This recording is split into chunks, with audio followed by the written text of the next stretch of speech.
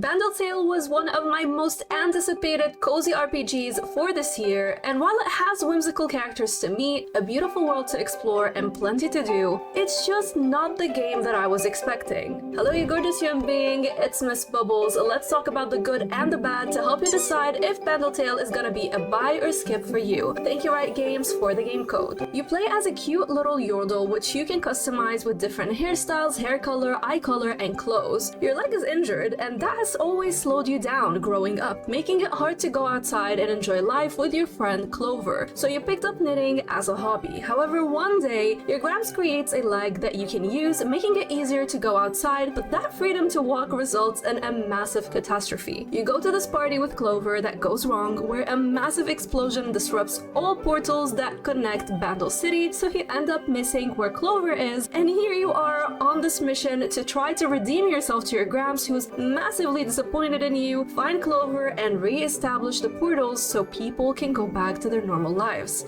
Along the way, you meet various characters, many of which are from the League of Legends games, but I like that you don't need previous knowledge about the League of Legends games, so you can play this game by itself because it is self-contained. Some yordles need your help and will give you quests to complete, while others don't have much to say, so you're gonna see the same dialogue when you approach them. The dialogue is silent, so you're gonna be reading it, but there are instances where cutscenes are voice acted, usually telling you more about the story and your progress from one chapter to the next.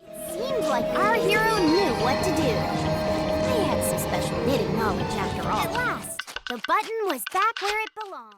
These scenes are nothing to write home about, but I still appreciate them being included. The world's beautiful with the pixel art and colors that pop on the Nintendo Switch OLED. I played both in handheld and in docked mode, and I loved how colorful it looked. Additionally, the performance was really good. I had no major stutters, bugs, game-breaking issues, or crashes. It was good in both docked and handheld modes, but there are some instances where I saw frame rates drop, especially when it was raining, but that was not game-breaking for me. To traverse the world, you have this map where you can see where you are, but also the different places you can visit by using portals that you can eventually stabilize. Before reaching that stage though, in the beginning, you pay to use these portals. Then when they're stabilized, you can use them for free. But I want to note that the leg that your Gramps gave you to walk faster, meaning you can sprint, it comes with a stamina meter, which I saw as something that is unnecessary. It just slows you down for the sake of slowing you down, and I believe at some point in the skill tree you can upgrade the leg, but still I just felt like it's just a bothersome mechanic that we could have just done without it in the first place. There are different homes to visit which are so small and cute, as well as different areas to see such as caves where you can gather materials to use for crafting. But the world's beauty comes with the shortcoming of the map that is just not helpful at all. For instance, I was trying to get to Gramps' house and look, it shows my yordle is in this area and Gramps' house is in the other area, right? But in reality, where I was is actually where Gramps' house is. And the game had many instances like this where I'll be in one place and I'm trying to figure out how to get to the next place. It shows on the map that I'm in a separate area, but actually I'm literally where I'm supposed to be, and that made it really frustrating to figure out where to go next. In the beginning, Bandle Tale gives you markers to know where to go next, but suddenly it just stops, and I wish it still did, because the lack of a marker had me wandering for hours trying to guess where to go, and that got tedious at times. But the good thing is that you have beautiful music to accompany you as you get lost, and you have lots of resources to gather which you'll use to craft, so these kind of filled the space of confusion and frustration a bit.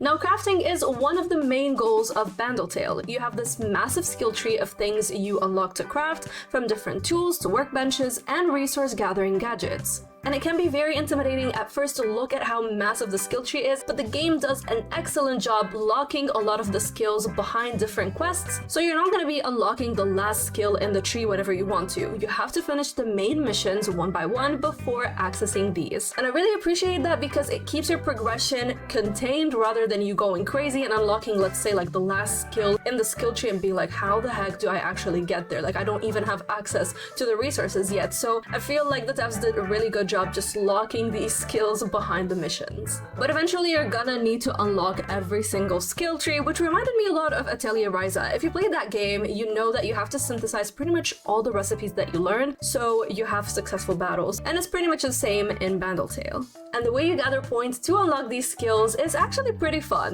Whenever you gather items in the world, you get emotional orbs. When you sleep, these translate to points that you can use to unlock new skills. Each time you get new tools, you're gonna see new resources around the world that you can now gather, which were pretty much hidden beforehand. These can be used in different machines and workbenches to create new items necessary to progress the main story. This creates an intriguing progression loop, but the thing is, sometimes when you unlock new gameplay mechanics, even though the game shows you a brief tutorial on how to use them, many times you're just not gonna understand how the mechanic works and you're gonna be banging your head trying to figure it out for yourself. And this, yet again, makes you feel like there's this tedious mechanic that you're trying to overcome, and it made my experience with the game anxiety-inducing. When you're reviewing a game like I was with no guides to use, it gets frustrating trying to figure out what to do. Anytime I got lost, I was like, here we go again, I'm gonna have to spend hours trying to figure out where to go next. Some of you will appreciate that. Some of you really like to be lost, especially if you don't like a hand-holdy title. But for me, considering this is a cozy, relaxing, and wholesome RPG, I wanted to play in peace rather than feel worried and anxious about not knowing where to go next because of an unhelpful map or gameplay mechanics that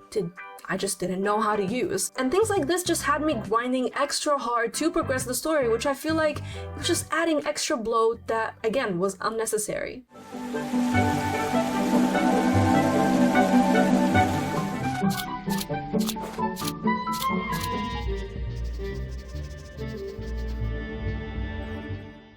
Now, all the crafting and main story is required so you can throw parties and make yordles feel happy again. So this brings us to the fun factor, which is your backpack, but it also is the tedious factor. The backpack can be placed in different areas with a home marker on them. Once it's unfolded, you can use it as your house. You can customize the interior, you can expand it, and use the outside area to roll different carpets for different purposes. For example, you can roll your food stand carpet to make food and earn stars, the in-game currency. Then you can use those to buy different items from vendors. You can also unroll the vending machine carpet to sell items and make stars that way as well. Another carpet you can roll is the party carpet to throw parties and gather yarn to progress your missions and teleport to new areas. The parties have different vibes you need to complete, so you use different objects to fulfill the requirements. You need to choose the right music and lights to match the vibe of the party you're going for. Then you have a limited amount of time to have your guests use all the items, some of which you can boost to help the guests give you yarn faster. The annoying part though is that when you're planning the party in peace, trying to just do your own thing and decorate, you can't place things wherever you want. You have like these auras and they have to be specifically placed in specific places,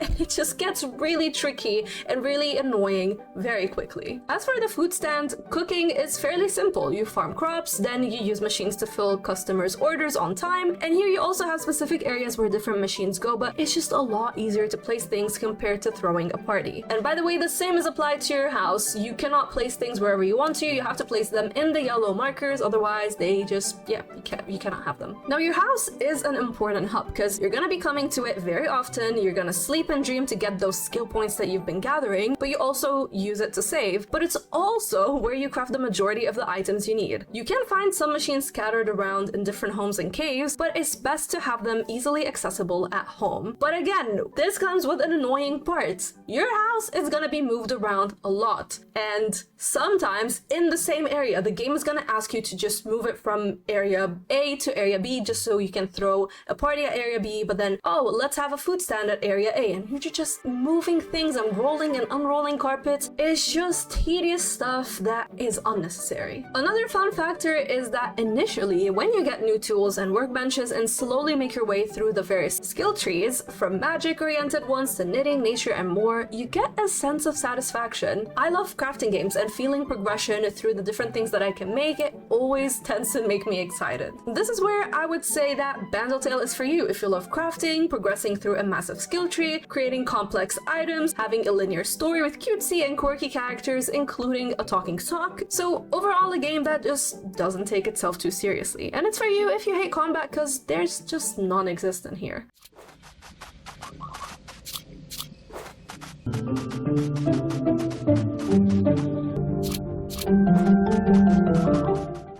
But it's also important to let you know that Bandle Tale tends to get tedious and grindy and repetitive a lot. The whole premise of Bandle Tale is for you to gather resources, get emotion orbs, sleep to turn them into skill points, unlock a new skill, gather new and more complicated machines that require a more complicated mixture of resources, have successful parties, collect yarn, unlock more portals, rinse and repeat. Each time you get to a new area, you'll have a bunch of new quests to complete to help the Yordles stuck there and to eventually help all of them get back to their homes. But this whole process, just being repetitive and tedious, also came with quests that were very disappointing. The majority of them are essentially divided into several small fetch quests where you're asked to go do this and go do that. So at times, let's say X will send you to Y to say one thing, then Y sends you back to X, then X sends you to A, and then A will tell you to go back to X. And I'm like, if I was gonna get the whole point of this mission from X from the first point, like why did I have to go through all of this cycle and do all of this unnecessary stuff? Like, I just keep saying this word. It's like so many things that are unnecessary. I could have just gotten the main mission from X and done it without having to go running around in an unhelpful map and just waste time.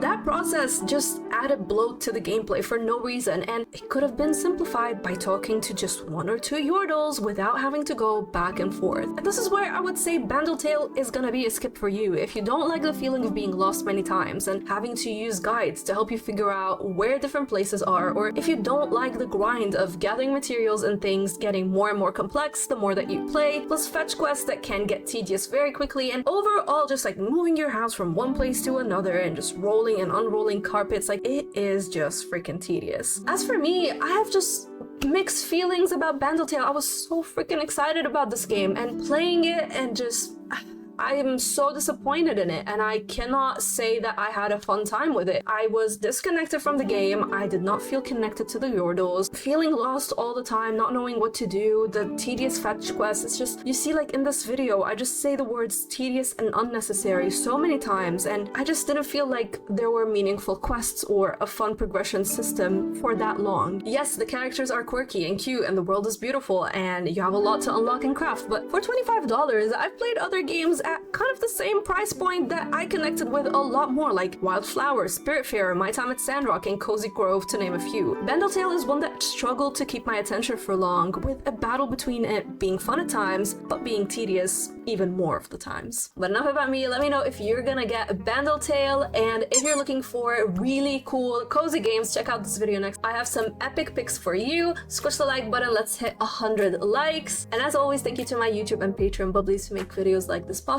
Thank you for watching, and a shout out goes to the Game Dimension, Jacob, Stephanie, Steven, and Jake Logan for going the extra mile. Until next time, stay bubbly. I have some epic kips? What?